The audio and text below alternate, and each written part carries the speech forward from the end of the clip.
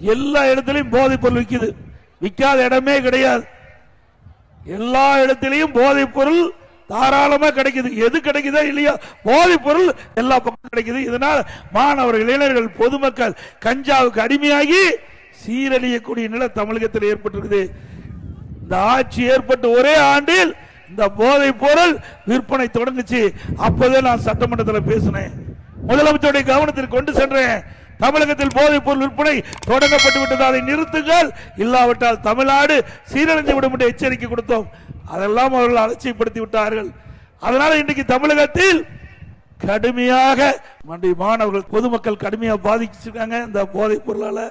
இன்றைக்கு காவல்துறை செயலிழந்து இருக்குது.